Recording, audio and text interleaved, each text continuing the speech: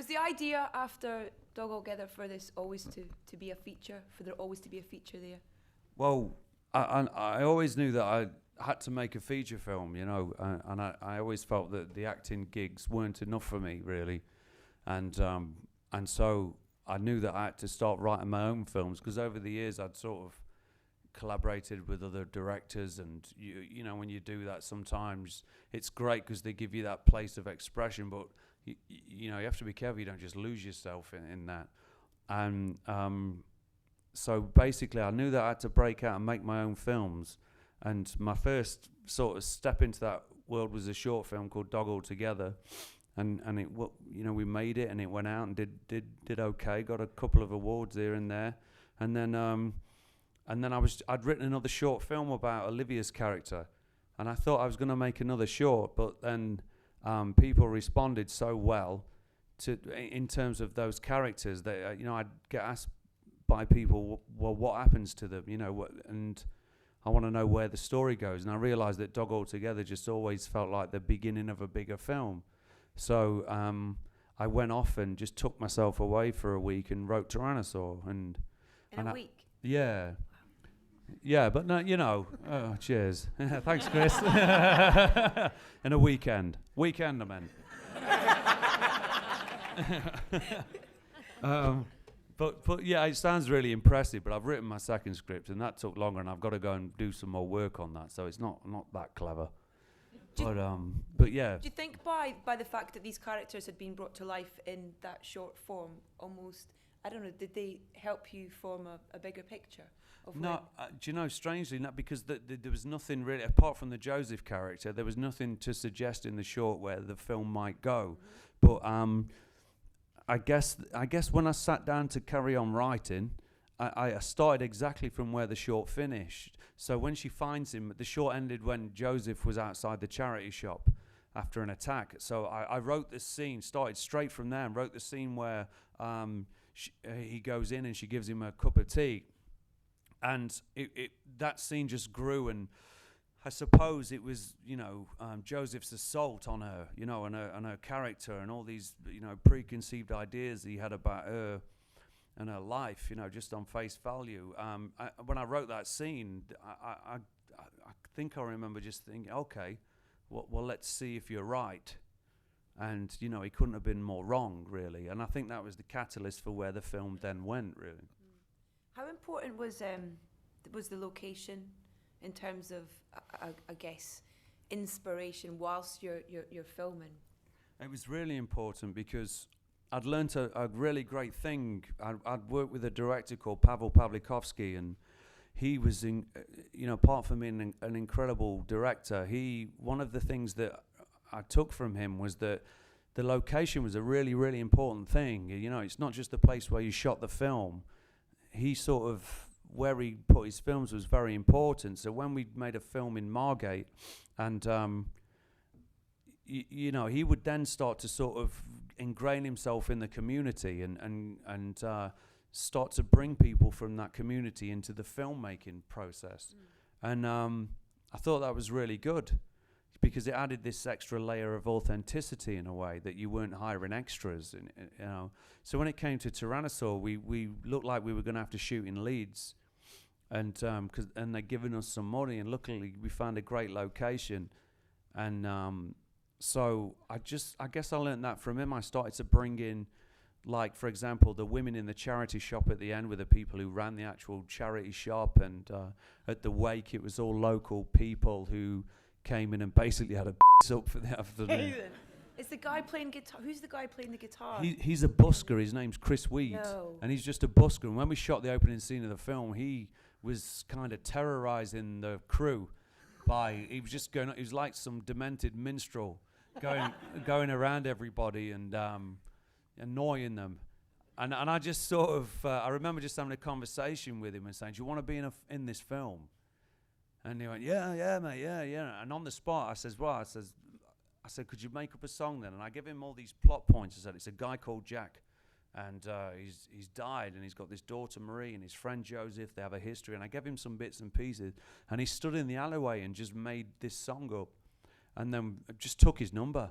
You know, Dermot, who produced the film, I said, take his number, and he came in on the day we shot that wake and just performed that song. He actually wrote a song for it, and I think things like that are great. You know, it just gives it another layer.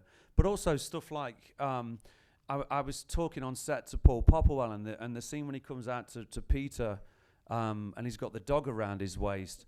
I'd thought about it for days, and I thought, you know, and I was having the conversation with Paul on set, and I was just thinking, I said, Paul, you know, I want this scene to be quite memorable, but I said, but I want to get away from all that gangster stuff, like you coming out with a dog and all that, and all that kind of business. I said, I'd like, you know, like something a bit more kind of original in a way, you know, and I've seen so much of that in movies. And as I was talking to him, I looked like that, and this guy was walking through the street with this dog round his, and this dog was pulling him by his waist.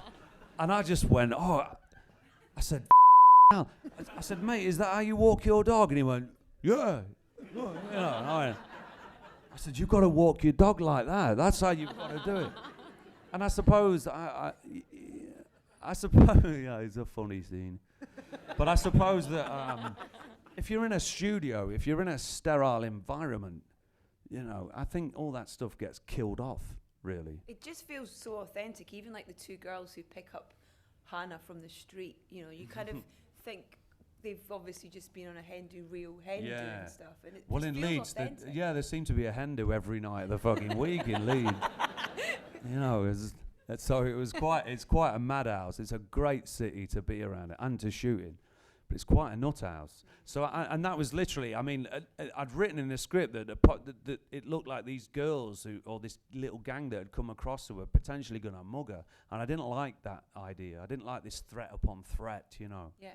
And so it was just wrecking in Leeds one night and going, you know what, I think it's going to be a lot more, you know, better if maybe they're on a hen do and they just find her, and they're kind of like these really they're like angels in a way who feel like they're doing the right thing, but of course they're delivering her to the devil. How do you do terrifying so subtly but so brilliantly?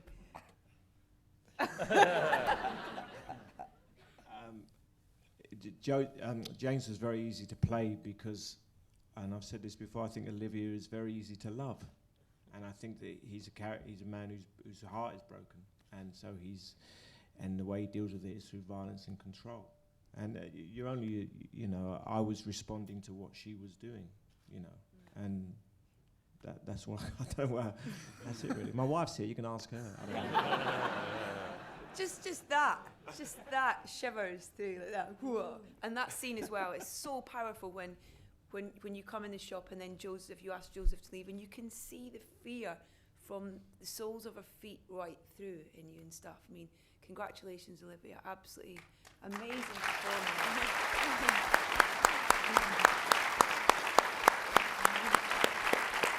Paddy, when and how did you know Olivia was right for Hannah? I didn't. You know, I just had a moment with her.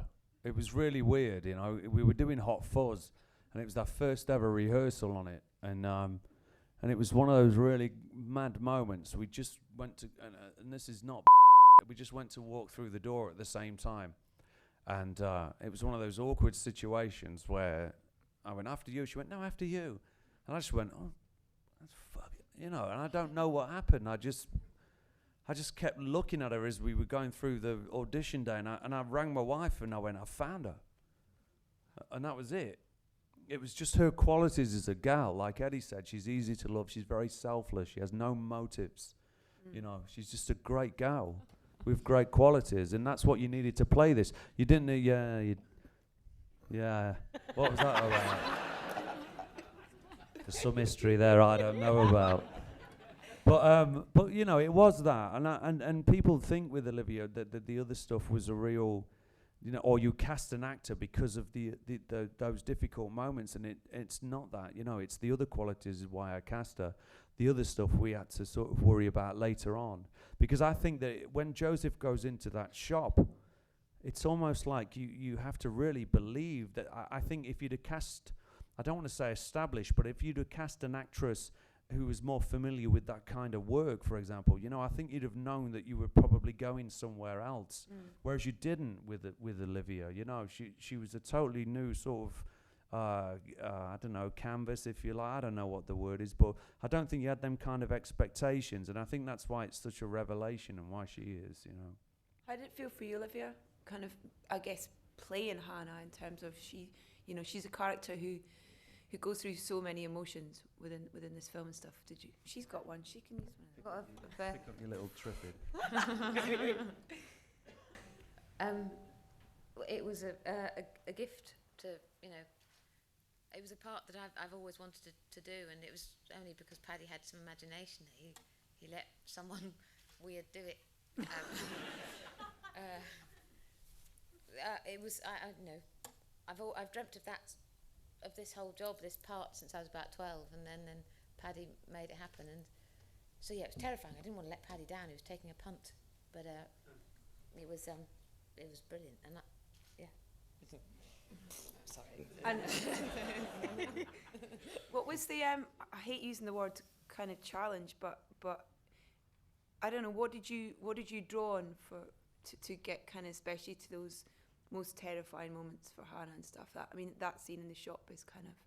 But that was, you know, it was already on the page. Paddy had written something that was so whole and so perfect and there, and also, you know, when Eddie comes in, Eddie and Peter, who are just amazing, just, you know, just brilliant. Yeah. You don't have to do anything. You don't have to try. You just react to what they're doing, and Eddie is the sweetest man in the world, but can play terrifying, you know, very easily, and it was.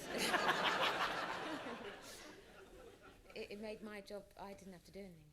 Just brilliant. And the man sat next to you, to your right, Peter. Wow, Joseph, what a role, what a character. He's a nice guy.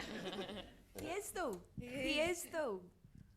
You know, and that's kind of, you show that without saying words, that kind of that real terrifying character, but then that tenderness that he has, whether it's in stroking his dog's paw or the tap of the hand on his best mate's, you know, chest. It's That's just after he's kicked the dog to death. yeah. He's a The yin nice and the guy. yang. I think mine's is off. Oh, it's on.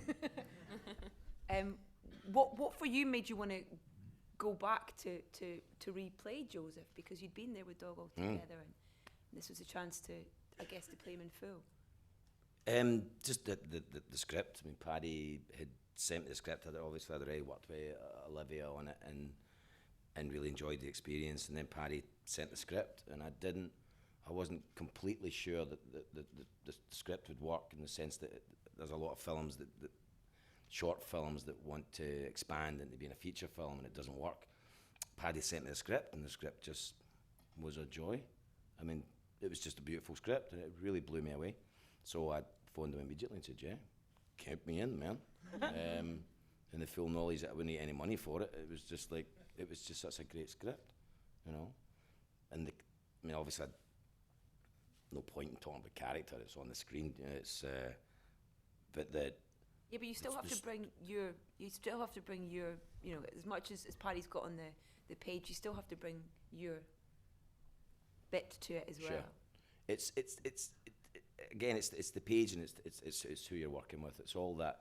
It's the dynamic between actors that really makes it, you know, kind of come to life and stuff.